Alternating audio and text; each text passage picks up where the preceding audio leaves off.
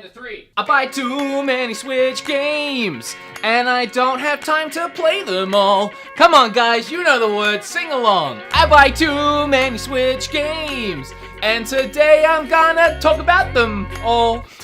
I'm gonna talk about some today with y'all. I'm gonna talk about some today with y'all. It doesn't work. It really does not work. Something I do very regularly on this channel is talk about eShop games. Try and give some love to those indies that don't get physical releases. But screw those today. We're talking about cold, hard video games. Ones you can actually go into the store and buy. Reason being, there is so many games on Switch right now, I feel like it's confusing walking into a store, staring at a shelf of games and going, that one could be good. I don't friggin' know. So here's 10 that are good. You'll know for sure next time you walk into a game store, that's the one. So yeah, here they all are. Aren't they beautiful? Don't you want to add these into your collection and then keep them sealed like I do for some frickin' reason? But how can you play them if they're sealed? Oh, I get sent the codes to review them. So why do you buy them if you already have them? Because I have a problem. What is this, my intervention? Let's not bring up my problem or I'll start bringing up yours, Jerry. Every Jerry watching this right now. Today's sponsored Switch game stepping up to the plate to be featured in a video with 9 other games. Vampire. Except not spelt like vampire, spelt with a Y. Why? Oh, you'll see. Well, you won't actually, because I don't talk about it, but if you play it, you'll see. I actually played Vampire on my Xbox One, back when it was released. Whenever the heck that was. I had my eye on it because I was a huge fan of Dontnod's Life is Strange series, and to be fair, Remember Me, which ironically is a game everyone has seemed to have forgotten about, was also really good. And I really enjoyed what I played of Vampire on the Xbox. Unfortunately, or I guess fortunately really, I never played much on the Xbox, as playing Switch games typically dominates all of my gaming time, because I buy too many Switch games. But now, these two titans are merging, and I finally get the chance to finish my playthrough portably on the Nintendo Switch. Vampire starts with a bang. You wake up clueless as to what's happened to you, surrounded by the dead, as you probably once were. You stumble your way towards this figure. All you can see is her blood coursing through her veins and pumping away at her heart. And then everything goes horribly wrong from there, and you set out on a path to figure out what the heck actually happened to you and what the heck you even are now. The game is set in London during the First World War. It's an open world game that features tons of unique characters, each with extensive dialogue trees, and here is the biggest hook to this game, and it's kind of messed up, man. The more you talk to characters, learn about them, learn their secrets, or help them with their quests, the more you do all of that, it improves their blood quality. Then, at any point, you can mesmerize almost anyone in the game, any character, any NPC, and take them to a secluded area and feast on their blood. Killing them, obviously, and gaining experience depending on their blood quality. But now that they're dead, they won't be there anymore. Because that's how being dead works. So they can't help you, tell you new things, or even give you future quests. So without them, you now need to deal with the negative consequences of killing them. The whole concept ends up being everyone you talk to or help, you are effectively preparing possible meals. And if you ever need a big hit of experience to level up, you can feast on one of your meals, and this is your own way of determining your own difficulty setting. Not killing anyone will come at a cost of not leveling up and getting stronger. So, can you control your thirst for blood? That would have been really funny if I had fangs.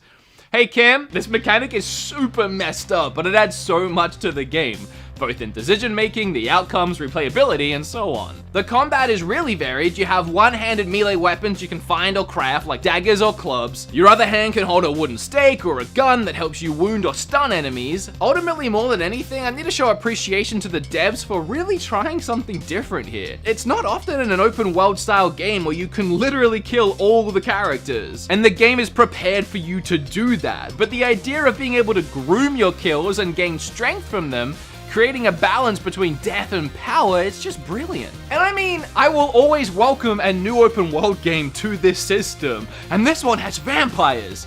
So, I mean, this mask is really cool. I really love it. Hi, bro! Probably the only Nintendo Switch exclusive I haven't reviewed yet, Marvel Ultimate Alliance 3. It was released a few months ago now. It took me forever to actually play it, and by the time I did, the hype for the game of any kind had already died down. And here we are months later, and already no one's talking about this game anymore. So I won't either. Just kidding, I'm gonna do it. I have a love-hate relationship with the previous 2 games in this franchise. They were pretty bare-bones basic beat-em-up video games. The fun was purely drawn from the amount of Marvel characters you could play as and imagining a world where they all came together and interacted in the weirdest of mix-ups imaginable. You gotta remember, this was before the Marvel movies, so this was a dream come true for a comic book nerd like myself. Not this one, the previous 2. You know what I'm talking about. But the gameplay was average, having to traverse linear paths, hallways, and still rooms, and smash 1 or 2 attack buttons on repeat with a boss battle at the end and then a cutscene. The most fun I had in these games was playing them with friends at sleepovers with Mountain Dew between my legs and a pack of Doritos stuffed under my arm. I miss those days. Seeing the 3rd game announced blew my freaking mind, as it was a series of games I assumed was long dead and a Nintendo Switch exclusive of all things. I was very curious to see how they would shake up the formula to make the 3rd game feel fresh. And they didn't at all. It's the exact same game, but with a shiny new coat of paint, arguably better heroes this time around, and overall a much better polished adventure. Don't get me wrong, this is the best game in the series for sure, and for fans of Marvel, either the comic books or the movies, there is so much fun to be had here. The combat's still pretty basic, but all the levels are so fast-paced and short enough that they don't really drag on. The cutscenes are the most improved thing about the game. They feel like they're straight out of the Marvel movies, maybe with a more cartoon TV show feel about it. The story is actually interesting this time, while still kind of forgettable. And what I love the most is that characters like Guardians of the Galaxy feel like their movie counterparts, while characters like Wolverine are straight out the comic books. And then Spider-Man is voiced by the same guy who voiced the PlayStation 4 Spider-Man game. So it feels like that specific Spider-Man has joined the roster. So this really is the ultimate Marvel crossover. Move over Endgame. I tried to catch that because I regretted throwing it. Next, if I was Spider-Man with Spidey reflex Spidey sense tingling, I would have caught it. Guess I just proved that I'm not Spider-Man. I'm Wolverine, baby. This one's next. Mutant Year Zero. What do you want from me? Better introduction? Please. In Mutant Year Zero, you play as a Duckman thing and a Pigman thing. That's all the time I have, guys. All right, see ya. Bye. I love you. As the title would suggest, they're probably mutants. And not the cool ones, like in the Marvel Ultimate game we just talked about. Nah, the ugly kind of mutants. Like your mama.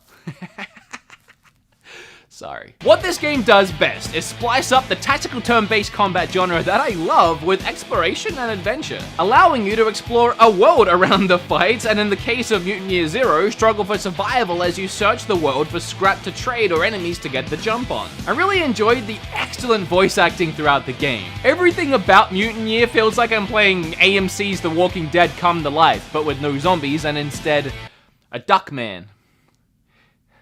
Quack. What I love the absolute most in this game is stumbling upon a group of enemies and the choices between sneaking past them or silently taking out as many as you can or finding a good vantage point before ambushing them and triggering combat. Typically in these kind of games you have your starting position thrust upon you when the battle begins and you kinda just have to work with that. The enemies will typically react the same way at the start of each battle and it never really feels organic. But Mutant Year gives you the option of starting the battles your way. But to counteract that freedom, you better not screw up or leave yourself open. It won't treat you as a bullet sponge. If you get shot, you're going down. So use that freedom to your advantage and figure out the best strategies to stay alive. And once you pull that trigger to initiate a fight, yeah, you better be ready for it. This game is brutally tough, which does make the victories that much more rewarding, but it also makes restarting a battle for the 20th time that much more frustrating.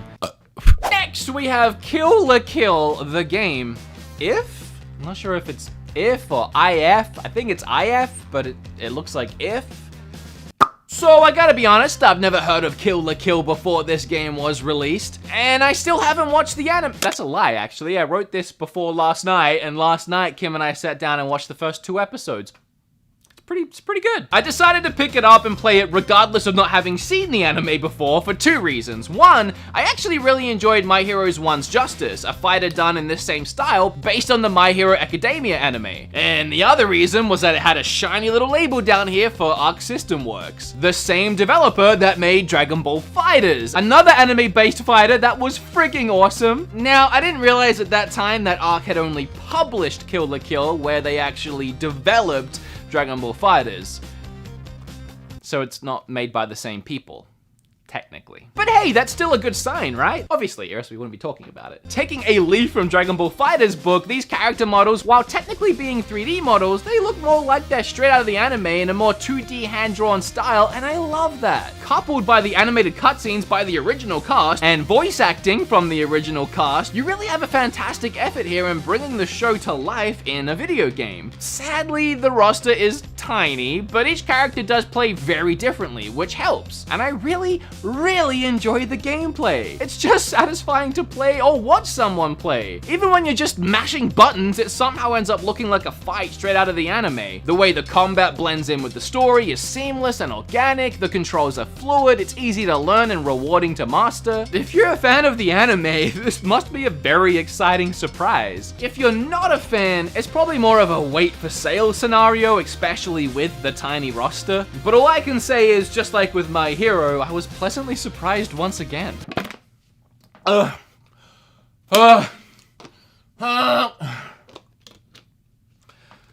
I honestly love all of the games on this list today, and as I sat down to write this video, the words of which you can see here, and if there was ever a game to slightly breeze over, it's probably one that we all already know is near perfection.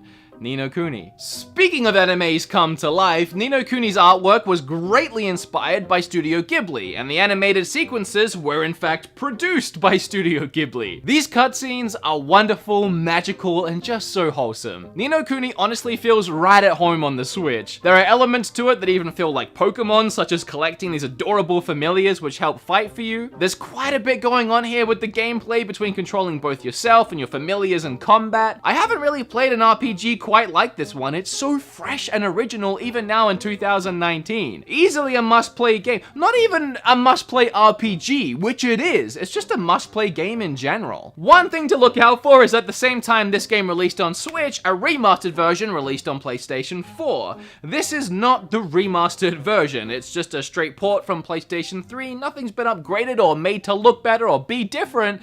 It's just portable now. And I personally have no issue with that. Of course, it's kind of a catch-22 thing. But considering this game still looks fantastic on the Switch, and you can take it portable, that's a huge advantage over improved visuals overall. But I mean, that's just my opinion. And who cares about that? I mean, I don't like Xenoblade 2, so... That felt great! Knocking out a game that quickly? Where else can I shave off some minutes on this video? I know. How about these 3 games? Forager, Wargroove, and Enter the Gungeon. Let's just do them all at once. Why not? As you guys know, one of my favorite things to do is scour the eShop looking for little hidden gems and highlighting them in videos just like this one. And you can watch those videos right here. It's like a whole playlist of them. 18 now. Yeah, boy. And sometimes games from those lists end up getting physical releases months later. Typically if they end up selling pretty well, which I would like to think that we all played a part in making happen, even though it's a thankless job. No one's ever thanked me for one of their games selling well. I mean, did they thank you guys? I mean, I didn't see the letter in the mail. The best part is, when they release the games physically, they usually have tons of extra stuff. Like Wargroove is the deluxe edition. It has a strategy manual, soundtrack, map, and stickers. Enter the Gungeon has all the DLC, which is a lot, and a download code for the soundtrack. And Forager has some stickers and a poster, to be fair. And maybe there's a video to be made on some of these little indie gems that end up getting physical releases once I've already talked about them, but for now, here's these 3. 3 brilliant games that if you saw me review these, but you don't like buying digital-only games and thought, dang it, even if they had a freaking physical, dang it, if only it had a physical release. Well, yeah, now they do. I wanted to alert everyone that now they have gone and did that. And if you want to watch me actually review these 3 games, there'll be links down below. You can probably a link at the end of the video. You can probably click this little thing that nobody ever actually uses on YouTube. And is it cheap of me to bundle 3 games into one slot in a video that was supposed to be a list of 10 games? Yes. It's my video though, so moving on. Killer Queen Black has been a confusing ride for me. I had never heard of this game before, and then like, what, a year ago, 2 maybe? It was announced for Switch and many people cried out in glee. Finally, they said, finally Killer Queen's coming to Switch. I just didn't I didn't get it. Is this like a Mandela effect? Am I from a reality where this game wasn't actually a thing? Super confused. I watched all the trailers and some gameplay, and now I'm the last person to judge a book by its cover. But I just didn't see it. I didn't get it. Months, years, decades went by, and now it's finally dropped on Switch with a physical version to boot. And it's good. It's good. It's really good. I mean, personally, I still don't totally get it, but it's insanely fun. 8-player competitive online multiplayer aspect alone is well worth checking out. The matches are played on a single screen. You can win by either achieving economic, military, or snail victory. The workers can gather berries for an economic victory, or ride a snail to the finish line, or you can kill the enemy queen 3 times and win that way. You can also power up your workers to become fighters to help take down the queen, but then the workers can't help gather berries or ride the snail. So that's where a load of strategy comes into play, and each match ends up feeling completely different. Visually, this game reminds me of a lot of games I'd used to play way back when on my MS-DOS, like Commander Keen, and while I love that game, that's not a comparison any video game wants, I don't think. There is nothing at all exciting about the way this game looks, but that really does speak volumes for how fun the base gameplay is. Speaking of the good old days, the 8-player multiplayer mode would have been a hit at my friends' game nights after high school. Kind of a shame we didn't have it back then. Too late now. For me, not for you. You might have your whole life ahead of you. I'm old. My back hurts. I'm 29. 1 foot in the grave. It's all over for me now.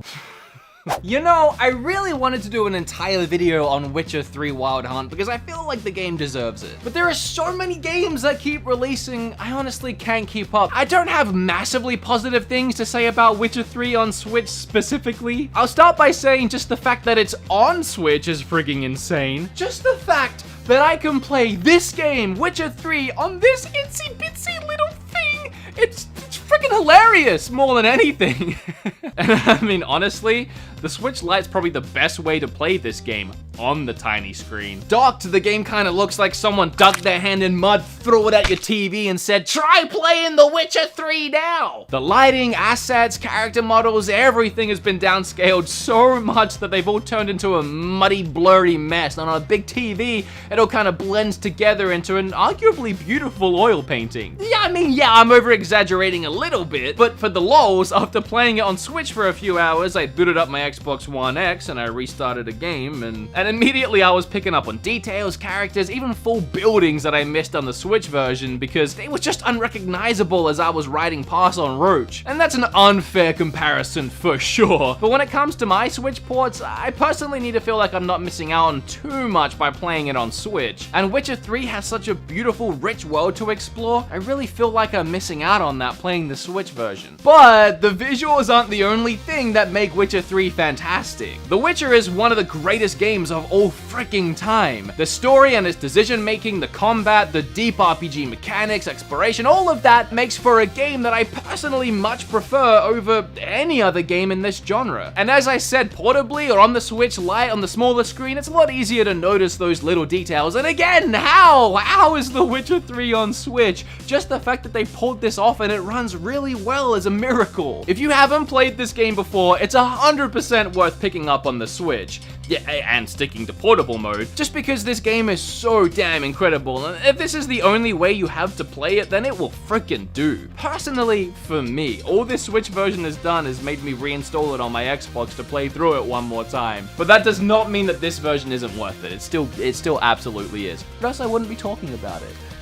Get it, buy it, play it, especially if this is your only way of doing so. I mean, it has all the DLC. What more would you want? You won't be able to see all that DLC, but you know. Hey, look at us! We made it through another video together. I'm so proud of you, and I'm also proud of you. You didn't do that great. Whatever. A huge thank you to Vampire again for sponsoring the video. Please, if there is any game in this list today that you consider buying, consider that game being Vampire. It would really help me out if you click the link for the game in the description before you leave here today. Just simply clicking on it and showing some interest, it makes me look good. I mean, buying it makes me look even better, but I won't force you to do that. But you should, because I said so. Before you leave, like the video, hit flip on that subscribe button. Probably